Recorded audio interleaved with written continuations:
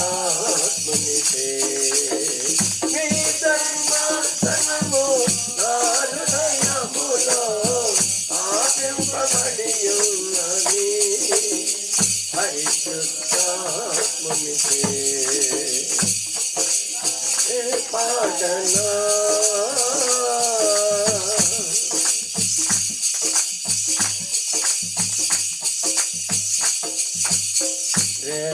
శ్రేష్టమైనవి ఈ విద్యువరములు లౌకిక జ్ఞానము కంటే ఎంతో ఉపయుక్తమైనవి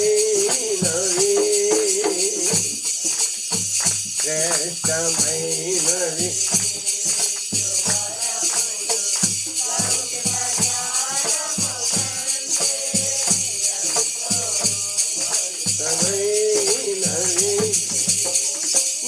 శ్రేష్టమైన హరిసగనకై కృపావరములతో నన్ను అలంకరించితే నీ శ్రేష్టమైన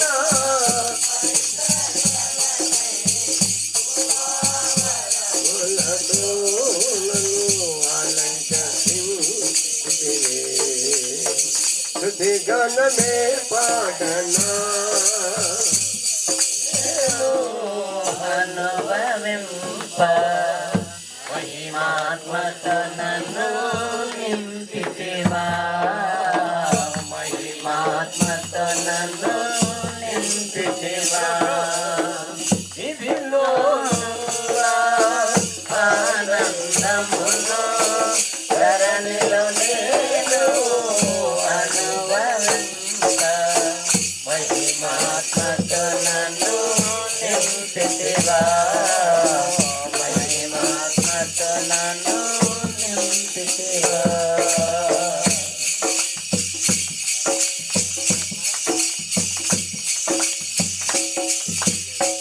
అతి సుందరుడా నా స్తుతి సమయుడా కోటి సూర్యకాంతులైన నీతో సమమగునా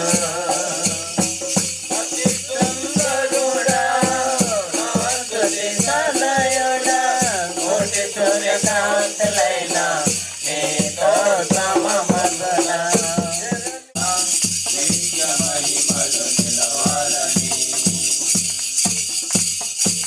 అక్షయుడాని కరువరి త్యాగం అంకిత భావం కలుగజేసెను ఆకల వాకిలి తెరచినావు అనురాగ వర్షం కురిపించినావు అక్షయుడాని కలువరి త్యాగం అంకిత భావం కలుగజేసెను ఆకల వాకిలి తెరచినావు అనురాగ వర్షం కురిపించినావు నా హృదయములో పొంగెనే కృతజ్ఞతా సంద్రమే నీ సన్నిధిలో స్తుతి పాడనా నా హృదయ విద్వాంసుడా నా హృదయములో పొంగెనే కృతజ్ఞతా సంద్రమే నీ సన్నిధిలో స్తుతి పాడనా నా హృదయ విద్వాంసుడా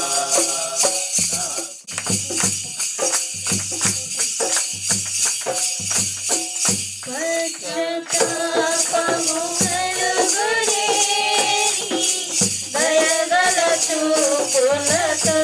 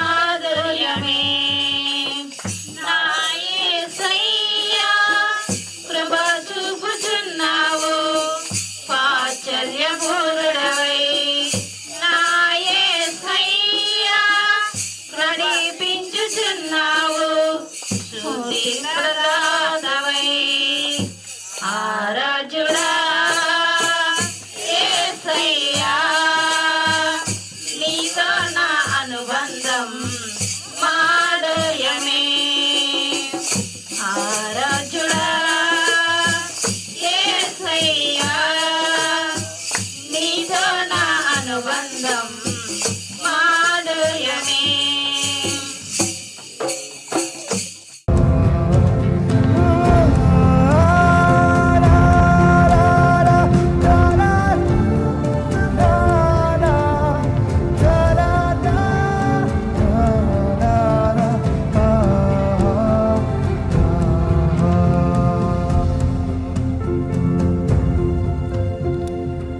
పరిశుద్ధ పరిశుద్ధ పరిశుద్ధ ప్రభువా వరదూతలైనారు వర్ణింపగలరా ఈ బిడ్డ నింపక వలె సిద్ధపాటు కలుగుటకు సహాయం దయచేయండి ఈ దాసులుగా తండ్రి నేను ప్రార్థన చేసి కూర్చుని పెడుతుండగా ప్రారంభం మొదలుకును ముగింపు వరకు మీరే అధ్యత వహించమని యేసు నామములో అడుగుచున్నాము తండ్రి ఆమేన్. సాలమి వాళ్ళంతా సిద్ధపడి వచ్చామనండి. నీ మాటలే నా కనులకు కాంతి రేఖలు కారు చీకటిలో కరువరి కిరణమై కదిల హృదయము కరిగించినావు నీ కాచములని ఎరుగతరమా నీ ఘన కార్యములు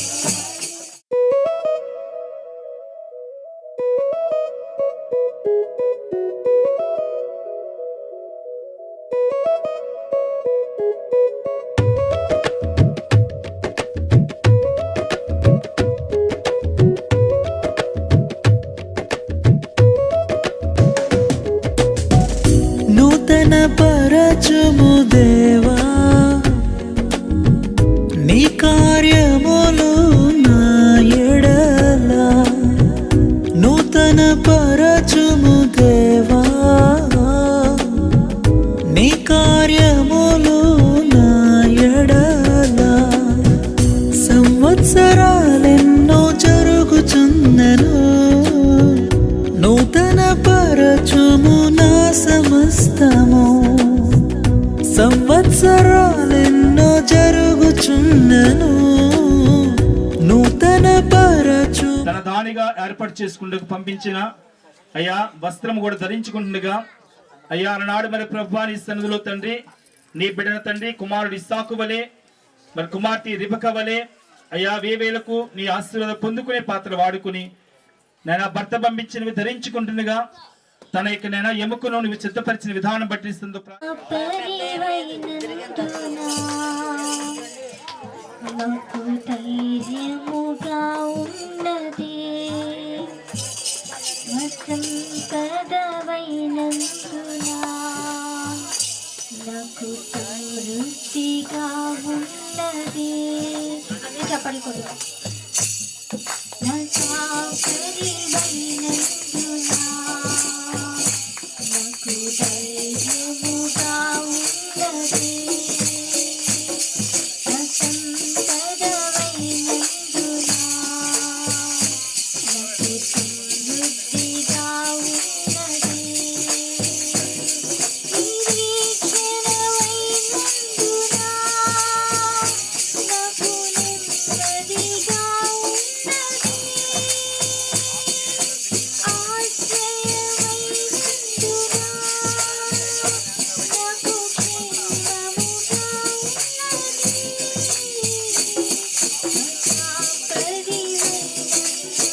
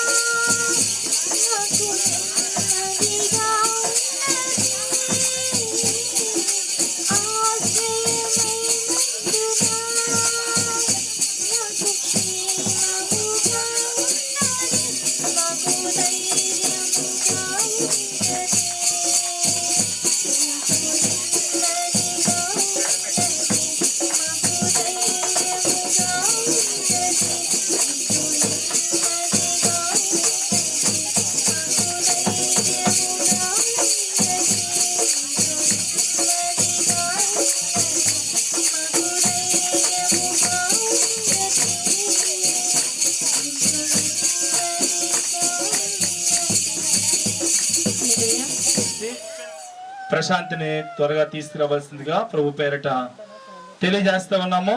త్వరపడండి, సమయము ఆలస్యం అవ్వకుండానే 12:30 అవుతుంది. సమయానికి మనము కార్యక్రమాన్ని మరిక ముందుకు కొనసాగిందాము. దేవునికి సన్నిధిలో దైవజనులు, ఆత్మీయులు, అభిషక్తులు మరి యాకోబాయి గారిని బట్టి, మరి అమ్మగారిని బట్టి ప్రత్యేకమైన వందన తెలియజేస్తా ఉన్నాము. వాక్యానికి వెళ్ళే ముందు అయ్యగారు ప్రార్థన చేస్తారు. ప్రార్థనతో మనము దేవుని వాక్యాన్ని విందాము. ప్రార్థన. అందరూ కన్నులు మూసుకొని తల వంచండి. దేవునికి మర్యాద ఇద్దాం. పరిశుద్ధుడా, గొప్పవాడా, ఆశ్చర్యమైన కార్యాలు చేయబడా, ఈరోజు ప్రసన్నతి ఇద్దరి విషయంలో ఆ ఇద్దరికి చెతపరుస్తున్నటువంటి ఇరుపక్షాలు కలుసుకున్నారు దేవా. వారి మధ్యలో కొన్ని పెట్టవలసినవి, ఇవ్వవలసినవి లేఖనములు ఉన్నట్టుగా మేము చేయవలసి ఉన్నది. అలాగనే ఈరోజు నేను మాటలు కూడా చెప్తుండగా నీ దాసుడు మీరు వినగల చెవు, గ్రహించగలిగే మనస్సు వారికి ఇవ్వండి. ఇందులో రహస్యాన్ని మేము అవునని కానీ కాదని కానీ చెప్పకూడదని లేఖనములు ఉన్నది. ఆ విధంగా జరిపించి అద్భుతం చేసి ఇప్పుడు మాట్లాడుచుండగా నీ స్వరాన్ని ఆ మధ్యలో పెట్టండి. మా అందరితో సూటిగా మాట్లాడమని యేసు క్రీస్తు నామమును అడుగుచున్నాము తండ్రి, ఆమేన్. ఆదికాండము 24వ అధ్యాయములో నుండి మరి దేవాది దేవుడు పరిశుద్ధ గ్రంథములో వివాహాలు ఆదికాండం 2వ అధ్యాయములో ఏదైనా వనములో మరి ఆదాముకు అవ్వకు దేవుడు ఏం చేశాడు? ఆయనే జతపరిచాడు. భూమి మీద ప్రప్రథమగా పెద్దలు గురించిన వివాహము ఏంటి అంటే మీరే చెప్పాలి. ప్రప్రథమగా పెద్దలు కూర్చుని వివాహము ఏది అంటే నావేపు చూడందరూ కూడా ఏది అంటే ఇష్షాకునకును రిబకకును చెప్పండి అబ్రహాము గారు ఏం చేశారు? వివాహం చేశారు. తమ్ముడు బాగా చెప్తున్నారు, వివాహం చేశారు. ఇది ఎవరి గురించి పెళ్లి? పెద్దల గురించి పెళ్లి కదండి. మరి మూడో పెళ్లి ఉంది, అది మీరు చెప్పాలి, నేను చెప్పకూడదు. మరి ఎవరికి చెప్పేస్తారేమో. వాళ్ళు ఇష్టంగా చేసుకున్నారు, వాళ్ళు ఇష్టపడి చేసుకున్నారు. మూడో పెళ్లి ఏంటి చెప్పండి? అదే అధ్యాయంలో ఉంటుంది. యాకోబు గారు వివాహము ప్రేమికుల పెళ్లి అన్నమాట. అది దాసత్వం చేసి చెప్పండి ప్రేమ పెళ్లి చేసుకున్నాడు ఆయన. అంటే ఒకటి దేవుడు చేసిన పెళ్లి, రెండోది ఇంట్లో పెద్దవారు కుదిరి చేసిన పెళ్లి, మూడోది తనకు తానే ప్రేమగా కొలువు చేసి ప్రేమించుకుని పెళ్లి చేసుకునుట. అదవుతుందండి. పరిశుద్ధ గ్రంథంలో ఈ 3 వివాహాలు కూడా చాలా విలువైనగా మనం చూస్తూ ఉన్నాము. కానీ ఇప్పుడు మనం దేవాదేవుడు చేసిన వివాహం మనకు తెలుసు. అలాగనే తండ్రి అయిన అబ్రహాం గారు కూడా తన కుమారుడు కోసం సిద్ధపరిచిన వివాహం కూడా మనకు తెలుసు. కూర్చొని అందరూ కూర్చోవాలి, వినాలి. బైబిల్ ఏం చెబుతుందో చెయ్యాలి. అదవుతుందమ్మా. బైబిల్ ఏం చెప్తుందో చెయ్యాలి. ఇప్పుడు నేను రిబ కోసం కొన్ని విషయాలు చెప్పబోతున్నాను. రిబకలోన కార్పొరేషన్ ఏంటో మీకు నేను చూపిస్తాను. 24వ అధ్యాయము 16వ వచనం మనం చదువుకుందాము. ఆ చిన్నది మిక్కిలి సక్కనది, ఆమె కన్యక, ఏ పురుషులను ఆమెను కూడలేదు. ఆమె ఆ బావిలోనికి దిగిపోయి కడవను నీళ్లతో నింపుకుని ఎక్కిరాగా ఆ సేవకుడు ఆమె ఎదుగుండకును పరిగెత్తుకుని కడవలో నీళ్లు కొంచెం దయచేయమని నన్ను తాగనమ్మని అడిగాను. ఇక్కడ మనము 3 విషయాలు చెప్పుకుందాం. 3 విషయాలు ఏంటంటే రిబక ఎలాగైతే కృప పొందుకుందో, రెండోది ప్రశాంతి ఎలా కృప పొందుకోవాలో, మూడోది సంఘం ఎలా కృప పొందుకోవాలో 3 మాటలు మనము విందాం క్లుప్తంగా. అయితే ఈ మిక్కిలి సక్కనది అనిపించుకోవడానికి ప్రియులారా ఎన్ని ఒంట్లకి నీళ్ళు వస్తుందామే చెప్పండి. ఎన్ని ఒంట్లకి వేసిన నీళ్లు? ప్రశాంతి బేగొత్తే బాగుంటుంది. ప్రశాంతి కూడా వినాలి. క్రైస్తవ వివాహంలో లౌకికమైన ఆలోచన ఉండకూడదమ్మా. లౌకికమైన ఆలోచన ఉండకూడదు. వాక్యానుసారం జీవించాలి. వాళ్ళైనా మీరైనా ఎవరైనా. ఇప్పుడు చాలా వివాహాలు చేస్తూ ఉంటాం. ఏదైనా సంభాషణ జరిగితే యాకోబు గారు పాలరాజు గారు రండి అంటాం. అదే పురోహితులు చేస్తే రండి అని అడుగుతారా? ఖచ్చితంగా అడగరు. నాకు తెలుస్తుంది. అడుగుతారా? ఎవరు లోకు అంటే పాస్టర్లుగా మేమే లోకువా, ఇటువైపు వాళ్ళకి అటువైపు వాళ్ళకి మేమే లోకువా. కానీ ఇది దేవుడు ప్రేమ. ఇక్కడ రిబక చూపించిన మరి త్యాగం ఏంటంటే ఓర్పు గల స్త్రీ. ఆమె ఎవరంటమ్మా? ఓర్పు గల స్త్రీ. ఎంత ఓర్పు అంటే ఒకసారి లోటాతో మంచిలు ఇచ్చి రెండోసారి అంటే ఇంకా తాగుతాం అంటారు మనోళ్ళు అయితే. కానీ ఆమె మొట్టమొదటి ఎవరికి వేసింది నీళ్లు? తమ్ముళ్ళు చెప్పాలి. ఎవరికి వేసింది? ఒంటికి వేసిందా? ఏంటి? దాసునికి వేసింది కదా. ఎవరైనా ఎవరికి వేసింది ఆమె? దాసుడికి. ఎవరు? ఎలియాజరుకు. చెప్పండి. వేసిన తర్వాత ఆమె ఎన్ని ఒంట్లు నీళ్ళు వేసింది? తమ్ముడు చెప్పాడు 10 ఒంట్లకు. మాట్లాడడానికి ఇస్తుంది, తప్పేం కాదు. 10 అన్నారు ఎవరో. ఓకే. అంటే 10 ఒంట్లకు కూడా ఏం చేస్తుంది రిబక? నీళ్లు ఆ లోయలోంచి దిగి తెచ్చింది. అంటే ఆ బిడ్డంట మిక్కిలి సక్కనిది. ఎవరమ్మా? మీ జాతీయ రావులపాలెం చూసినాడు కూడా వాక్యం ఎక్కడైనా ఉంటాయి. ఇక్కడ అక్కడ భూమి మీద ఎక్కడైనా వాక్యము ఒకటి. పరిశుద్ధ వివాహంలో నువ్వు రిబక వలె మిక్కిలి సక్కదనానికి ఉండాలి. ఆత్మీయతలో సక్కదనం కలిగి ఉండాలి. ఈ మంట మరి స్థిరంగా చూస్తే కృప పొందేను అని ఉంటుంది. కృప అంటే రాజు నిరుట ప్రజల ఎదుట ఆమె కృప పొందిన రీతిని మనము చూస్తూ ఉన్నాము. చూడండి ఇక్కడ ఒకటి మాట ఏంటంటే రిబక మిక్కిలి సక్కనది. ఎందులో సక్కని చెప్పాలి? స్త్రీలు చెప్పాలి. అర్థమవుతుంది తల్లి? చచ్చికెళ్తారా మీరు? వెళ్ళరా? ఈ స్త్రీ అంట మిక్కిలి సక్కనది. ఎందులో సక్కనది అంటే ఓర్పులో సక్కనది, పని చేయడంలో సక్కనది, ఎదుటి వారిని అర్థం చేసుకునే విషయంలో సక్కనది. మరి అమ్మాయి బాల్య నుంచి మాకు తెలుసు కాబట్టి, మరి యవన దశలోకి వచ్చిన అయ్యగారి దగ్గరికి వచ్చి చక్క సిద్ధపడింది కాబట్టి మేము ఎక్కడైనా సరే ఈ అమ్మాయిని జాగ్రత్తగా పెంచుకుందామని అందరూ ఒక పాస్టర్ చెప్తారు, మేము ఇద్దరు సేవకులు చెప్తాం. Praise the lord. మాకన్నా ఎక్కువగా ఇక్కడికి వచ్చిన తర్వాత ఈ అమ్మాయిని దేవుడు మిక్కిలి సక్కనదానిగా దేవుడు చేస్తాడు. దేవుడు మహిమ కలుగుగాక.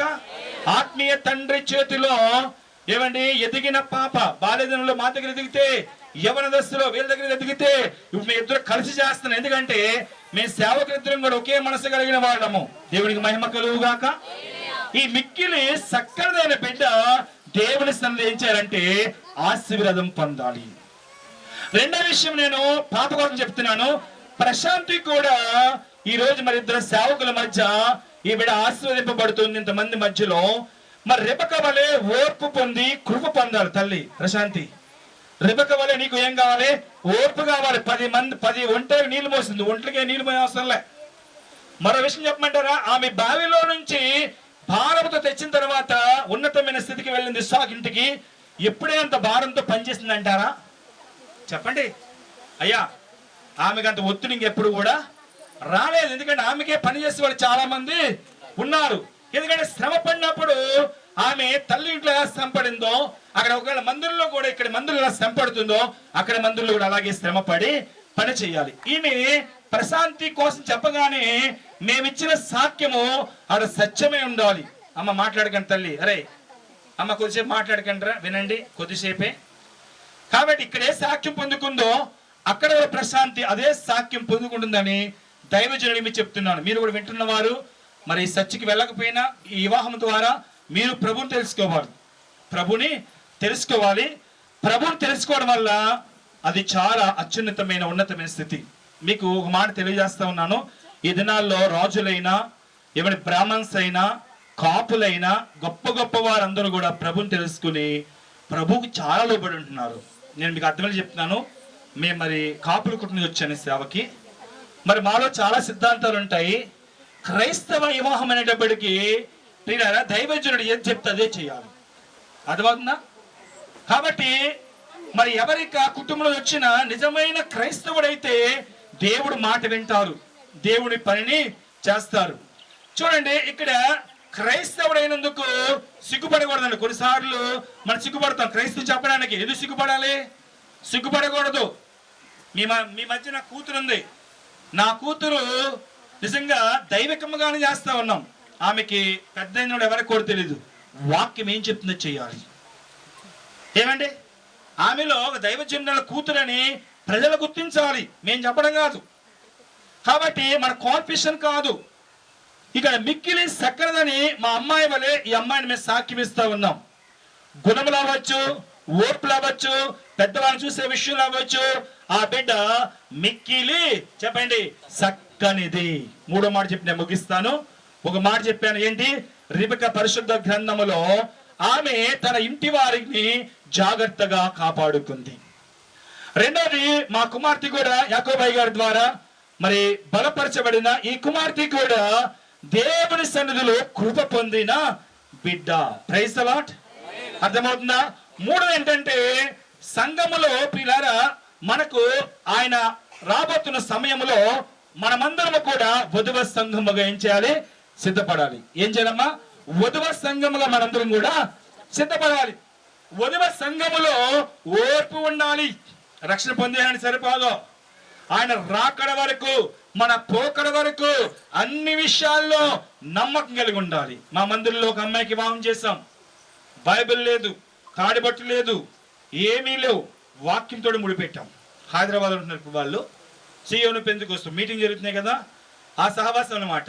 పేరుకు క్రైస్తులే కానీ అన్ని విషయాల్లో మనము ఏమంటే ఏదో ఒకటి మనం ఆశిస్తూ ఉంటాం. కానీ ప్రియమైన బిడ్డలారా, ఇప్పుడు వీళ్ళు కూడా అంతా క్రైస్తవం చేస్తారు మేము నమ్మం. క్రైస్తవులు చెప్పినట్టు పాస్టర్ చెప్పిన ఎవరు చేయరు. ఎందుకంటే నిజంగా క్రైస్తవుడు చెప్పిందంటే దైవజనుడు చెప్పింది వినాలి.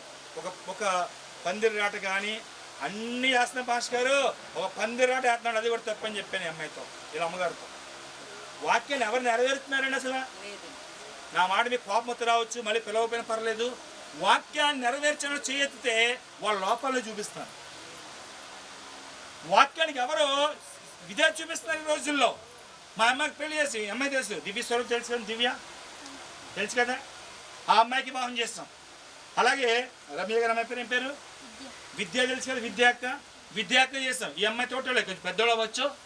అంటే వివాహము అన్ని విషయంలో ఘనమైనది. ఈ ఘనమైన కార్యము ఘనంగా చేస్తున్నామంటే మనం ఏం చేస్తున్నాం అంటే చేయలేకపోతున్నాం. ఘనంగా మనము చేయలేకపోతున్నాం. పరిశుద్ధ గ్రంథం ప్రపంచంలో మనం తప్పించుకోవడం కాదు, కానీ ఏ చెప్పిందో చేయాలి. క్రైస్తవ పిల్లంటే ఏంటి? ఆ ఇస్సాకు రిబెకాకు ఏం పంపించాడు? చచ్చిపోతాం అన్ని కావాలంటే. ఏం పంపించాడండి? బంగారు కం పంపించాడు, ముక్కికి ఇంకా వస్త్రం ఎన్ని తెచ్చి పంపించాడు. అందుకే ఎన్ని తెచ్చారు మీరు అన్ని కూడా. మనం ఏం చేస్తామంటే ఇచ్చేవాడు తక్కువ ఇస్తాం, ఇచ్చుకునే ఎక్కువ ఇస్తాం. మా మేనగోళ్ళకి వివాహం చేస్తాం, క్రైస్తవ పిల్లని. కార్తీక పొన్నం వద్దుగానే సామాన్లు పెట్టండి అన్నారు వాళ్ళు. అట్లతో వద్దుగానే సామాన్లు పెట్టి, ఇదే క్రైస్తవులండి, ఇదే క్రైస్తవులు అంటే అది చేయగానే ఆ సంబంధించి మాకు ఇచ్చేయండి బిడ్డ. అలాగ మనము చేయకూడదు. సంఘము దేవుని దగ్గర స్థిరపరచబడాలంటే ఆత్మ చెప్పుచున్న మాట చెవిగలవాడు వినుడు గాక. మీకు బైబిల్ వెళ్తే బైబిల్ అన్ని చోట్ల ఒకటే. మీది కోనసీమ జిల్లా అయినా, మాది కాకినాడ జిల్లా అయినా, ఏదైనా, మీది కోనసీమ జిల్లా అయినమ్మా, తూర్పుగోదావరి, మీది కాకినాడ జిల్లా అయినా, ఒక ఏదేమైనా సరే ఒకటే. కాబట్టి వాక్యం ఒకటే. ఏదైనా మనలో జరిగిన కార్యము దేవుడు చేశాడు. అలాగే అబ్రహాము గారు కుదిరిచిన నమ్మకమైన పనివాడు ఎలియాజరు వెళ్ళి తీసుకున్న సంబంధాన్ని పెద్దవాడు ఏం చేశాడు? చక్కని రీతిగా ఇషాకు రిబుకి వివాహము చేశారు. ఇక్కడ మరి ప్రశాంత్ గారి వివాహము రేపు జరగబోతుంది కాబట్టి తనకు ఇవ్వబడిన తన యజమానుడు పంపించిన వస్త్రాలు అన్ని కూడా ధరించుకుని, ఇప్పుడు అజాట్టి వాళ్ళ అమ్మకి నాన్నకోలేదు, ఆల్రెడీ చెప్పండి తన భర్తకు అంకితమైంది అమ్మాయి. Praise the lord. అదవుతుందా? కాబట్టి ఆ బిడ్డ ఆ భార్య భర్తలిద్దరు యాకమైనప్పుడు బైబిల్లో ఉంటుంది వారిద్దరు యాక శరీరం అంట. ఏంటంట? యాక. రేపు వింటారు మీరు. యాక శరీరం కాకముందే నా కుమార్తె చెప్తున్నాను, ప్రకటనలో రాయబడినట్టుగా వధువ సంఘముగా ఉండాలి. ఇక్కడ ఎలా ఉండాలి? వధువ సంఘముగా ఉండాలి. కలంకం ఉండకూడదు, నిష్కలంకమైన రీతిగా ఉండాలి. నిష్కలంకమైన రీతిలో ఉంటే దేవుడు తన రాకడలో వధువుగా వచ్చి వరుడుగా వచ్చి ఏం చేస్తాడు? మనందరినీ కూడా తీసుకుని వెళ్తారు. అమ్మాయికి విడుదల ఇస్తారు, తీసుకెళ్తారు. రేపు ఎదురు వెళ్తా ఉంటది. ఆ యొక్క సిద్ధపరిచిన ప్రసన్న ఈ సహోదరు ఏం చేస్తుందంటే తన యజమానికి లోబడి రేపటి దిన మంది ఆమె ఏం చేస్తుంది? తాడు కట్టించుకుంటుంది, లేదా తన దానిగా గృహిణిగా సిద్ధపడుతుంది. గమనించండి ప్రియదేవుని బిడ్డలారా, దేని వాక్యం తెలియజేస్తా ఉంది, మన వదకు తేబడిన గొర్రె పిల్ల వలె ఉండాలి. మన సంఘంలో ఎలాంటి మడతలు గాని ఎలాంటి డాగులు గాని ఏమి ఉండకూడదు, నిష్కలంకమైన రీతిగా ఉండాలి. అప్పుడు దేవుని రాజ్యంలోని మనం ఎత్తబడేటప్పుడు నిష్కలంకమైన రీతిగా మనము ఉండాలి. కాబట్టి ఈ 3 మాటలు సారి చెప్పేస్తే నేను అయ్యారు సమయం ఇచ్చేస్తాను. 3 మాటలు సారి చెప్పండి అమ్మా. అందరూ కూడా మా పురుషులు ఆగుతారు, స్పీడ్గా ఉన్నారు. ఇక్కడ స్త్రీలందరూ చెప్పండి. చెప్తల్లి అమ్మా చెప్పండి, విన్నారు కదా. మొదటి ఏంటంట? మొదటి చెప్పాను కదా, రిబక్ కోసం చెప్పాను, ఇస్సాక్ కోసం. ఇస్సాక్ గారు పంపించినవన్నీ కూడా మరి వాస్తవం చెప్పాలంటే అవన్నీ పంపించాలి రూల్గా. మాకు కుదరదు. వాక్యం చదవండి. 24 అధ్యాయం చదివితే మీకు ఆ బిడ్డ అంటారు 10 రోజులైనా మన ఉంచమంటారు. ఏంటి బ్రదర్స్, 10 రోజులు ఉంచేలా ఉండకూడదు. ఆ అమ్మాయిని అడగమంటే ఆ అమ్మాయి ఏమంటదే? అదే అధ్యాయంలో 24 అధ్యాయంలో ఉంటుంది. ఉండేది వెళ్ళేదామని వెళ్తానంటది కదా, వాళ్ళతో కూడా నేను ఇప్పుడు ఈ అమ్మాయి కూడా వెళ్తానంటది. ఇన్ని సంవత్సరాలు పెంచి పోషించి ఏమండి చిన్నప్పటి నుంచి ఈ అమ్మాయి తన యొక్క బాల్యదిన వరకు తండ్రి కౌగిట్లో ఉంటుంది అంట. ఈ మాట చెప్పి ముగిస్తాను. తండ్రిపై ఆడుతుంది, రొమ్ములపై పడి ఆడుతుంది. ఆమె ఎవరి దశ వచ్చిన తర్వాత మళ్ళీ కౌగిట్లోకి ఎప్పుడు వెళ్తుంటే ఈ అమ్మాయి రేపే రెండు తన భర్త కౌగిట్లోకి వెళ్తుంది. అప్పటి వరకు తండ్రి కౌగిట్లోకి మాత్రం అమ్మాయి రాదు. ఎందుకని? ఆడపిల్లలు ప్రతి తండ్రి కౌగిట్లోనికి 12 సంవత్సరాల వరకు ఆ తండ్రి కౌగిట్లో ఆడుకున్నది. మళ్ళీ కౌగిటి విడిసి 12-13 సంవత్సరాలు విడితే తండ్రి కౌగిట్లో మళ్ళీ ఒక ఇంటికి చేరే వరకు మళ్ళీ చేత ఎక్కడంటే భర్త కౌగిట్లోనికి చచ్చే వరకు భర్తతోటి ఆ బిడ్డ నివాసం చేస్తా. భర్త ఏం చేయాలంటే ఆ కన్నీళ్లు రాకుండా చూసుకోవాలి. Praise the lord. అర్థమవుతుందా? ఇది చాలా గొప్ప మర్మం. ఈ అమ్మాయి మళ్ళీ ఇప్పుడు వెళ్ళేది ఎవరి కౌగిట్లో కంటే తన యజమానుడు కౌగిట్లోకి వెళ్తుంది. తన జీవిత కాలం అంతా యజమానుడు కౌగిట్లోనే. ఇప్పుడు ఆడబిడ్డ ఎప్పుడు 2 కౌగిట్లో ఉంటుంది. ఒకటి తండ్రి కౌగిట్లో ఉంటుంది, 2 భర్త కౌగిట్లో ఉంటుంది. Praise the lord. ఈ జీవిత కాలం అంతా రేపు జతపరచబడుతున్న వివాహానికి దేవుడు నిత్యము భర్త కౌగిట్లో బిడ్డ ఉండలాగిన దేవుడు దీవించును గాక. ఈ వస్తువులను అలంకరించిన ప్రియబడిన దేవుడు ఆశీర్వదించును గాక. దైవజనునికి సమయం ఇస్తా ఉన్నాను. Praise the lord. ఎంతైంది వాచ్యం చూసుకున్నారా? మీ యొక్క గడియారాలు పావు గంట తక్కువ 1 గంట అయిపోయిందట. ఇది ఇప్పుడు బైబిల్ అంక చూడరు, ఇక అటువైపు నుంచి వాసన అవుతుంటుంది. ఇది దానిక చూస్తూ ఉంటారు. ఇక నేను చెప్పినా మీరు వినిరాకు కూడా కాదు. ఆమె చెప్పండి, ఒక్కసారి చెప్పండి గట్టిగా. ఒక్క మాట నేను చెప్పేసి ముగించేస్తాను. అక్కడ ఆదికాండం 24వ అధ్యాయంలో 50వ వచనం ఒకసారి చదువుదామా? బైబిల్ వాడు తీసుకుని ఒకసారి చదివి. లాభానును ఇది మనుషులు చేసే పెళ్లి కాదు. అందరూ చెప్పండి, ఇది ఎవరు? మనుషులు చేస్తే మరొకలాగా ఉంటుంది, దేవుడి చేతి అని అడుగుతున్నారు వీళ్ళు, ఇవి ఎక్కడ తెచ్చిపెట్టున్నాం మేము అని మీరు అనుకుంటున్నారు. దేవుళ్ళు ఉన్న వాక్యం ఏంటంటే అది ఎమ్మని తెమ్మని ఇందులో రాయబడి ఉన్నది. స్తోత్రం. అవన్నీ చెప్తే ఇప్పుడు ఎంత తెచ్చి ఎవడు పెడతారు? ఇప్పుడు మాకు అనుమతి లేదని తప్పించుకుని మరికొందరు ఉంటారు కదా, మాకు తెలియదండి ఇలాంటివి అని మరికొందరు చెప్తారు. అయితే వాక్యానుసారంగా మనం నడవాలని అంటే ఇదిగో ఈ వాక్యం ఒక్క మాట విందాం. ఏముంది చదువురాబాయ్? మేమైతే అవునని కానీ కాదని కానీ దేవునికి స్తోత్రం. మేమైతే ఇచ్చుకోండి, మానేసుకుంటే మానేసుకోండి. అవునని కానీ కాదని కానీ మేమేమి చెప్పజాలము.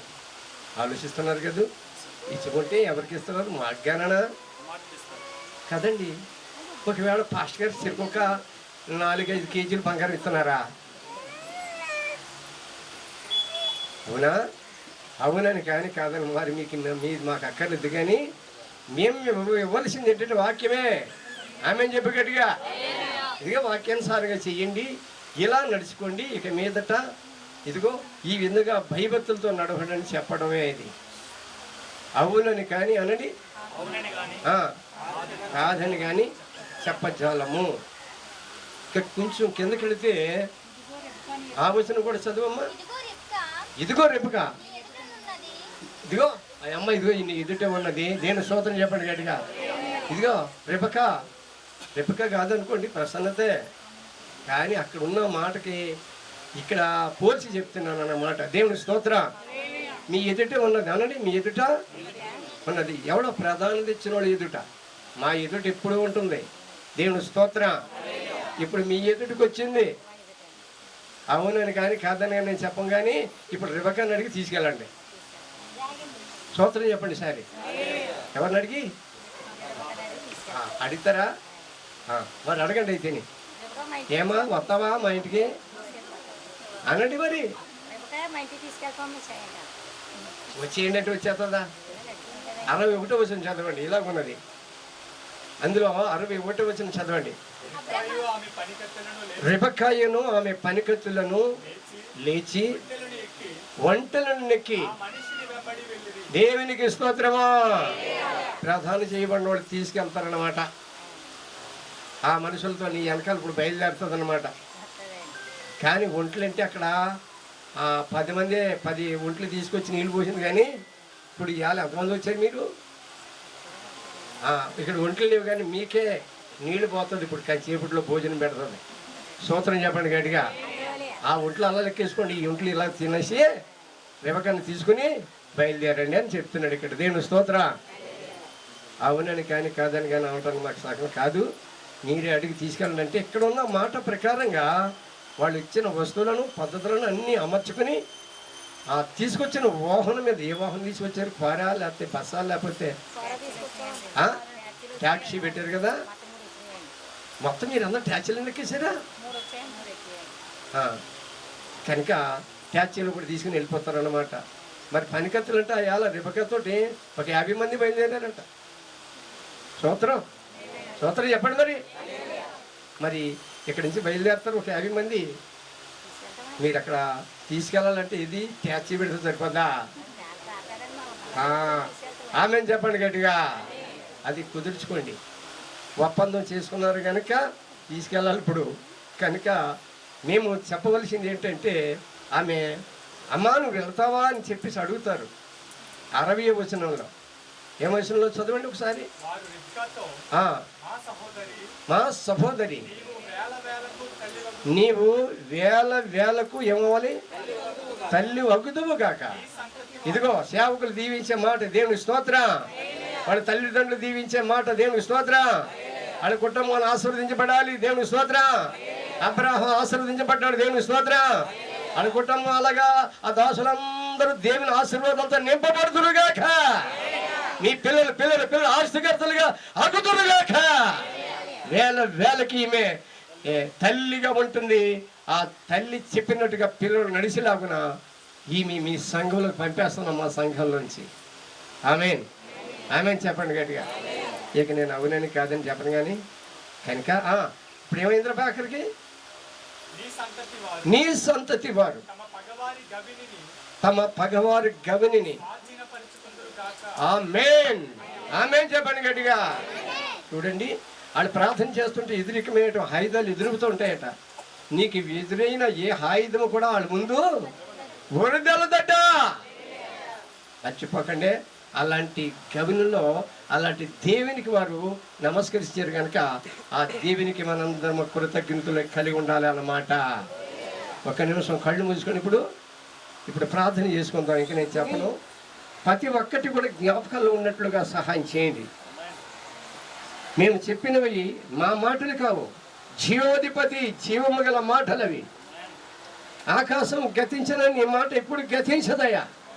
నీ మాట మా హృదయంలో ఉంటే అదే మమ్మల్ని నిత్య రాజ్యమునకు వారసులుగా మార్చగలదయ్యా. ఆ రాజ్య వ్యాప్తులుగా మేమందరం ఉండాలని ఇదిగో నీ దాసులైన మాకు ఒకసారి ఈ విధంగా పిలుపునిచ్చి నీ మాట చెప్పడానికి ఒక సమయాన్నిచ్చి ప్రకటించాం రాజ్య. ఈ మాటలు వాటి కాలంలో నెరవేరుగాక. ఈ సమయంలో నీ దాసుల ప్రార్థన వినండి. కూడి వచ్చిన ఇరుపక్షాలు కలిసి ఇప్పుడు నేను ఒప్పందం చేసుకుని వారు బిడ్డను తీసుకువెళుతుండగా మీరు ఆశీర్వదించండి. ఇక్కడ అందరూ కలిసి ఈరోజు మంచి వర్తమానం విని వాడు బలపడినట్లు సహాయం చేయండి. ఒక పాపి మారితే చాలన్నావు, ఒక్క విశ్వాసి నీ వైపు తిరిగితే అది పరలోకంలో ఎంతో ఆనందిస్తున్నట్టున్నావు. ఈ పెళ్లి చూసి మేము సంతోషించడం కాదు, ఈ పెళ్లిలో ఒక ఆత్మ మారితే పరలోకంలో తండ్రి నువ్వు ఎంతో ఆనందిస్తున్నావు నాయన. ఆ విధంగా ఆనందము సంతోషము ప్రతి కుటుంబంలో జరిపించమని నీ చేతులకి మా జీవితాలు సమర్పణ చేసుకుంటూ ఈ ప్రార్థన నజరేయుని యేసు నామములో అడిగి వేడుకొనుచున్నాము తండ్రి, ఆమేన్.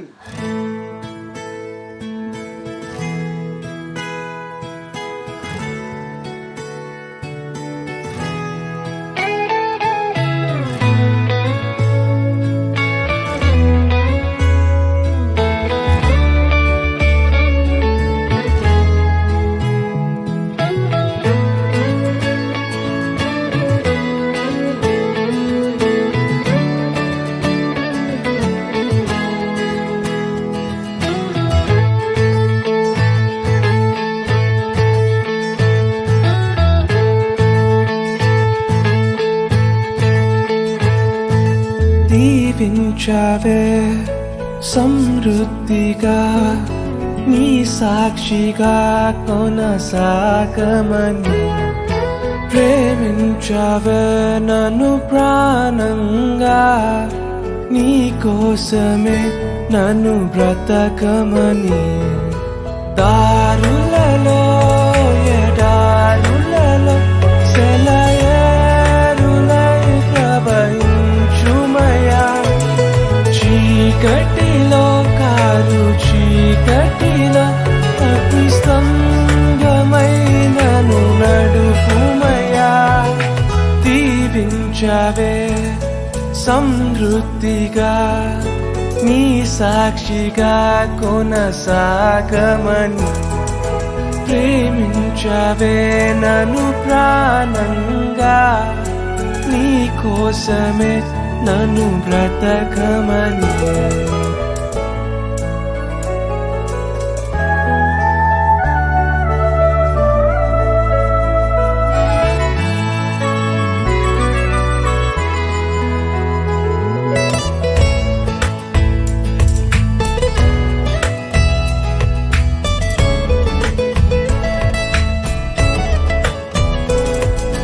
నువ్వే లేకుండా నేనుండలేను యేసయ్యా,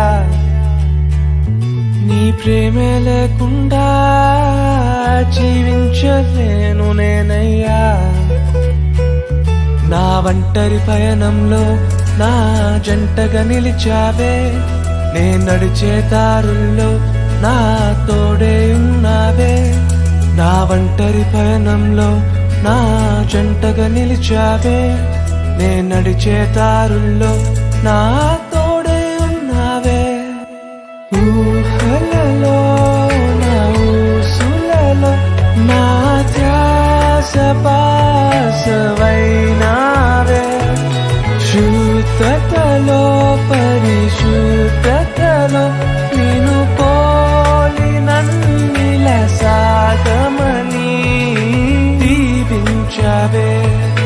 సమృద్ధిగా నీ సాక్షిగా కొనసాగమని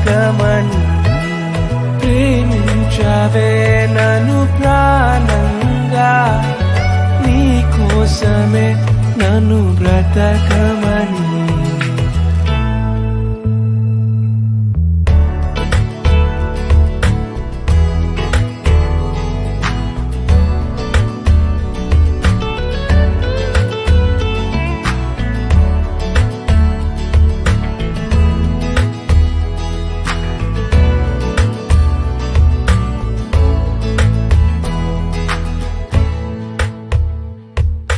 కొలతే లేదయ్యా నీ జాలి నాపై యేసయ్యా కొరతే లేదయ్యా సమృద్ధి జీవం నీవయ్యా నా కన్నీరంతా తుడిచావే కన్న తల్లిలా పొదువంతా తీర్చావే కన్న తండ్రిలా నా కన్నీరంతా తుడిచావే కన్న తల్లిలా కొదువంతా తీర్చావే కన్న తండ్రిలా ఆశలలో